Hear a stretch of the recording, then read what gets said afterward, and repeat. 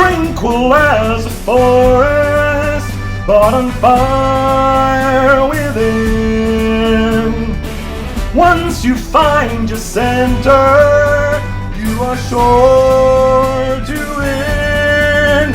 You're a spineless, pale, a pathetic lot, and you haven't got a clue. Somehow I'll make a man out of you.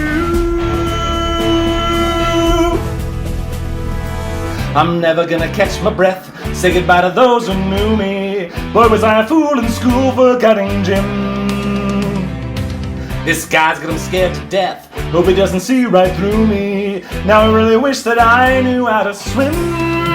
We must be swift as a coursing river, with all the force of a great typhoon, with all the strength of a raging fire, mysterious as the dark side of the moon.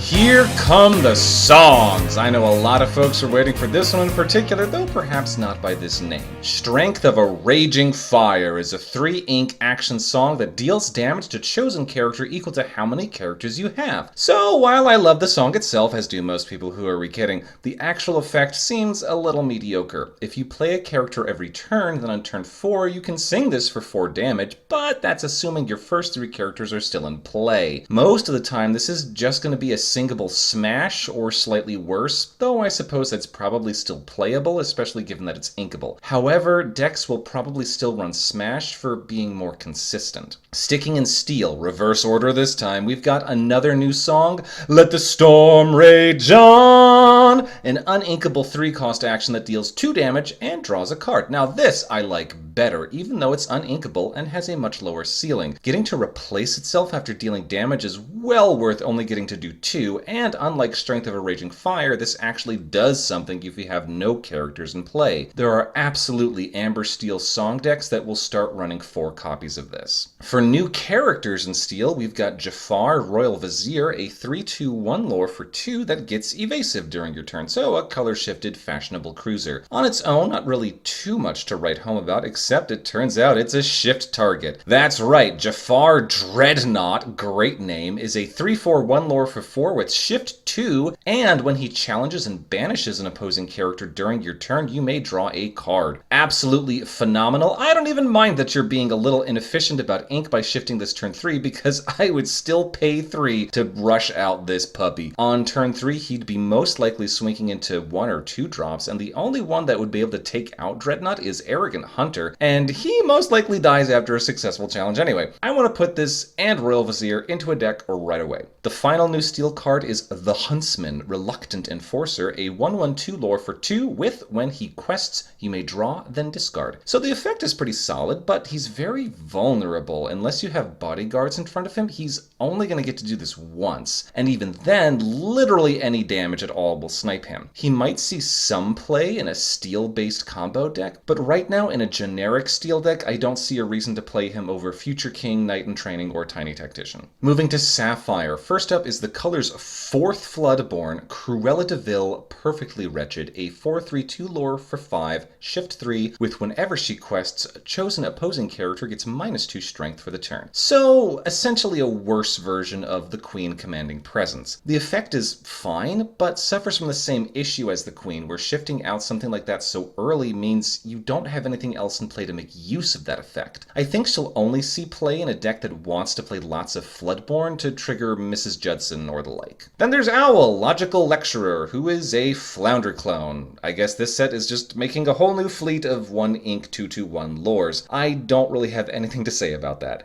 Next, Nothing to Hide is a 1-ink action that makes all opponents reveal their hands, then you draw a card. Now this is interesting. Getting to peek at what your opponents have can give you a lot of information. First off, in a competitive setting, you won't necessarily know your opponent's ink colors before you start to play, so this lets you know what you can possibly be up against if you play at turn 1. However, waiting until later in the game can let you know if they have a specific answer to what you have, like a Be Prepared or a Spirit of Winter. I think casual players are going to pass on this card, but most competitive Sapphire decks are going to run at least a couple copies. In Ruby, we have a new Mother Gothel, Withered and Wicked, a 3/4 1 lore for 2, who enters play with 3 damage on her. So essentially you're getting a 3/1 for 2, so a Philoctetes without support. However, if you play a Magic Golden Flower on turn 1, you can immediately heal her up to full, and have a fully functional 3/4 on turn 2, letting you take out basically anything your opponent plays. However, what's far more interesting about her is the combo play she can enable with healing, especially since she only costs 2. With Rapunzel gifted with healing, perhaps the most flavorful choice, you spend 6 ink for 2 decently statted characters and draw 3 cards. This can also give you a healing target for Gifted Artist or Grandpappy if your opponent isn't giving you challenge options. For a card that on the surface looks rather weak, I think she's going to see a lot of play. Next is Raya Headstrong, a 2/3 1 lore for 3 with when she challenges and banishes, you may ready her, and she can't quest. On the surface, it's a decent effect, but without Rush, she's quickly going to get outgunned by larger characters, though she should be pretty decent at sniping low strength and willpower characters. However, as with Royal Vizier, her true potential is going to be as a shift target for Raya Leader of Heart, a 5/3 2 lore for 6, shift 4, with when she challenges a damaged character, she takes no damage.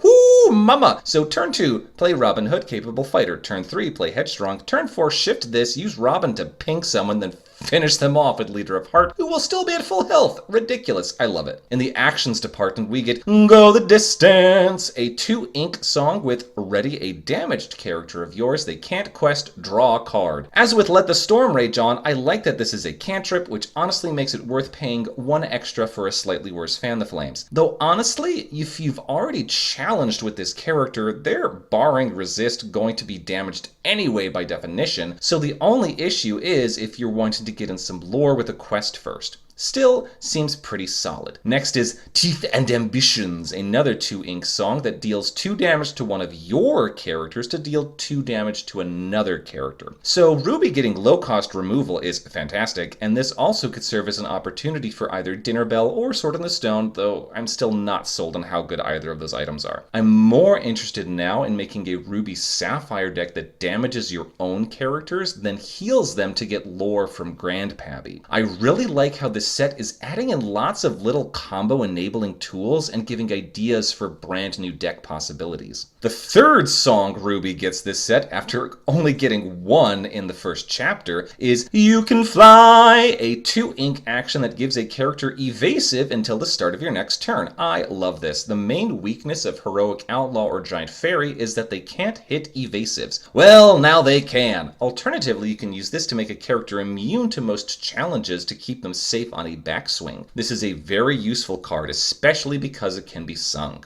On to Emerald, where we get Cheshire Cat from the Shadows, a 5/6 2 lore for 8 with shift 5, evasive, and an ability to exert him and banish a damaged character. Okay, this is the first time we've seen a repeatable way to just straight up banish characters. This is insane. Clearly you want to run him in an Emerald Steel deck that runs lots of direct damage, so you can always be sure you'll have a target. Even without that, being a 5/6 2 lore evasive that you can shift out for 5 is wild. It's not enough to make me want to run Always Grinning, but there are plenty of decks running Not All There already, and given his own ability, he'll very likely survive questing on turn 4, ensuring you'll have a target for this bad boy to come out swinging. Next is Donald Duck Sleepwalker, a 0/5 1 lore for 3 with when you play an action he gets +2 strength. So this is a conditional Mr. Smee. Man, he's pretty awful. I think he's here to serve as a shift target for Perfect Gentleman, but that one is good enough that I don't even care about shifting. I'm fully fine dropping him normally on turn 4, which you'd have to do anyway since Sleepwalker costs 3. This is maybe viable and limited, but even that's a stretch.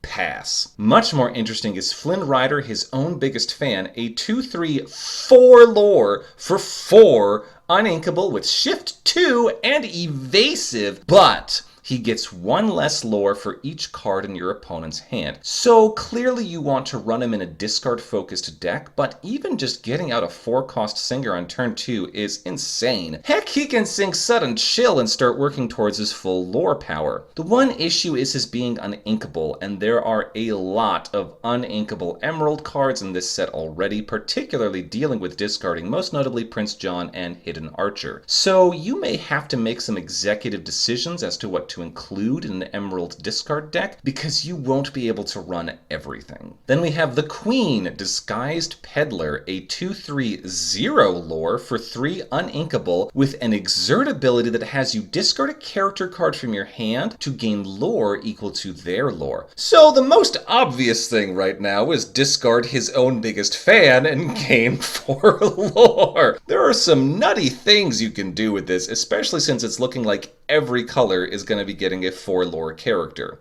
Our final new Emerald card is yet another uninkable, Radigan's Marvelous Trap, an item for 3 ink that you can banish to make each opponent lose 2 lore. So the only deck I see this being played in is a Tamatoa Maurice deck that can get this back indefinitely, keeping your opponent at as low a lore as possible. However, that would require being in Sapphire Emerald, and Emerald is the color with the least and honestly worst items, so this seems like a non-starter. Maybe you run this in an Oops All Lore Loss Ruby Emerald deck, but it's uninkable, has no board presence, and there are better things to do with your time. In Amethyst, we have Jiminy Cricket, Pinocchio's Conscience, a 1/2/1 lore for 2 with evasive, and when you play him, if you have a Pinocchio in play, you may draw a card. Even without that last bit, he's a cheap evasive and makes me interested in branching out from just Ruby Emerald for an evasive deck. He's also fantastic in a Rockstar deck, being pretty safe from most crackback. The one downside is we haven't seen any 1-drop Pinocchios, and I'm guessing the last one, because by set numbers we're getting at least one more, is a Floodborn, so no chance of a 1-drop there, so most of the time you'll have to play him past turn 2 to get the most optimal use out of him. However, that should be pretty easy in the aforementioned Rockstar deck, as you can just run both of the 2-drop Pinocchios.